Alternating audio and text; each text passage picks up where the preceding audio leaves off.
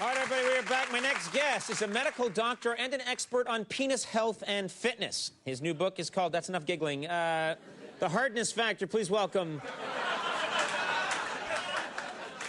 Dr. Stephen Lamm.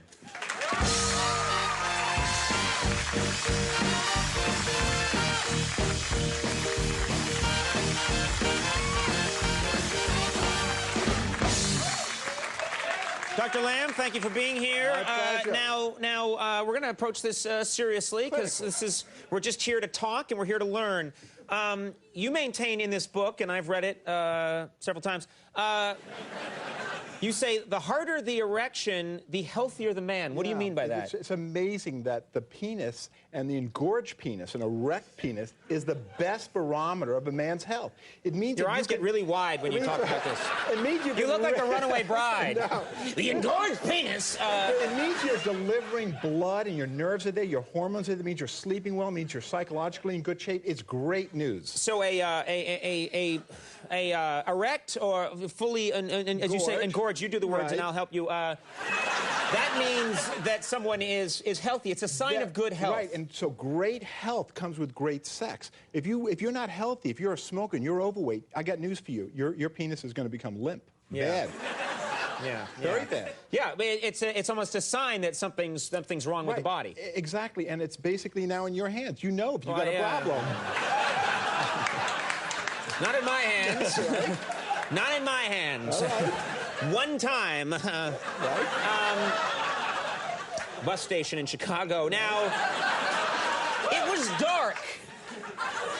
You say, doctor, that you can spot men with erectile dysfunction just by looking at them, and you're being serious here. Yeah, I'm actually being serious. Now, looking at you, you're actually very fit. You look healthy. You don't have the profile of a man who would have a problem.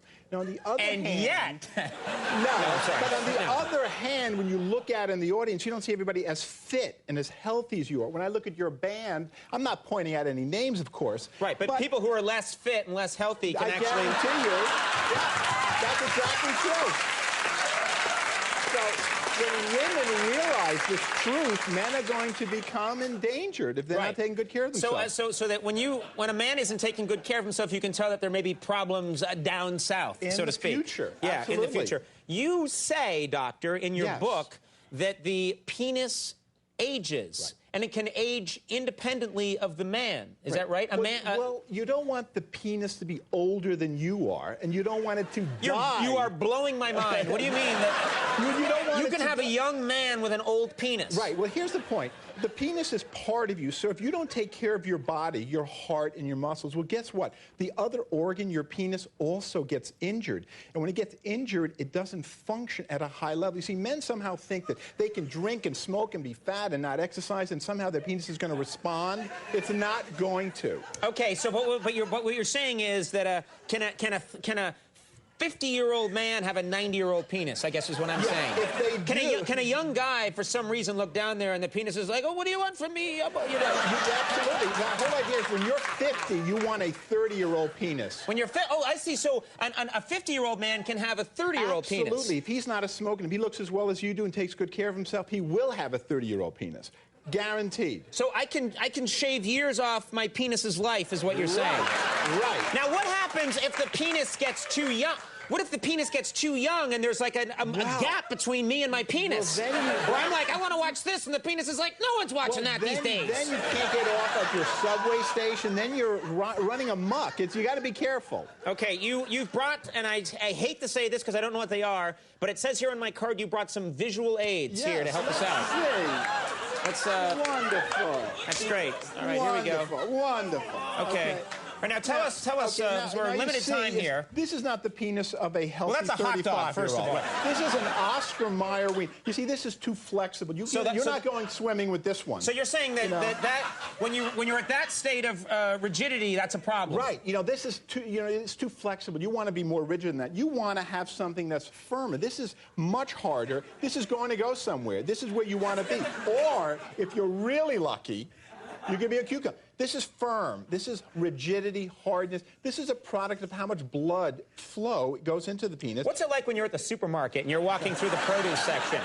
And is that how you test for Actually, the way we Okay, now what's test- happening? What is this? Okay, What's happening? This is called a digital rigidometer. I actually give this to men. That looks like if you- something Batman has. No, what we would do is...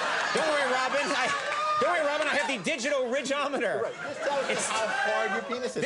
Wait, say that again. This tells you how hard your penis is? Every finger. Normally what No, I we don't do... put my finger in. Yeah. Well, wait a minute. Has this... No, this has never been used. It's never been used. Never been used. How do I know? I promise. Come on, then we want to see I it. literally don't know where this thing has been.